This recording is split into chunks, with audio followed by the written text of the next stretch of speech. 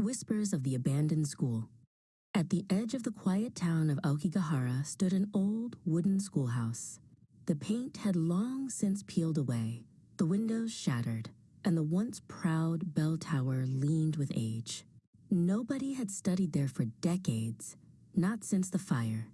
Some said children were trapped inside that night, their screams mixing with the ringing of the school bell until both went silent. 3 friends, Riku, Hana, and Daiichi, stood before its gates one cold evening. The air smelled of damp earth and rust.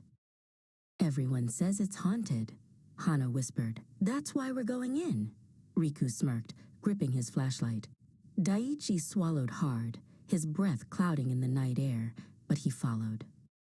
The heavy wooden door moaned as it opened, the sound like a warning sigh. Inside, dust swirled in the beam of their lights. The silence was heavy, broken only by the faint scratching sound that seemed to come from somewhere deeper inside. In the first classroom, desks lay scattered and overturned. On the blackboard, faint chalk letters remained, though no one had written there for years. "Do not leave the classroom after dark." Hana touched the writing. The chalk was still fresh. A sudden sound broke the silence. Tap, tap, tap. Footsteps echoed down the hallway. The 3 froze, staring toward the door, but when they peeked outside, the hall stretched empty and endless. Still, the footsteps went on. Along the corridor, portraits of students hung in dusty frames. Their painted eyes seemed too real, following every movement. Daiichi gasped. One of the faces was smiling now, a wide, unnatural grin that hadn't been there before. Then, without warning, the old bell in the tower rang. Bong, bong, bong. The sound shook the walls, dust raining down as the floorboards trembled beneath their feet.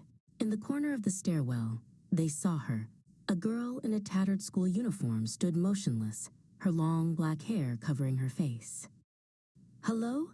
Riku's voice cracked as he called out.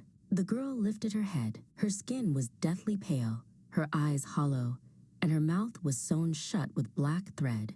She began to walk toward them. Then her steps quickened.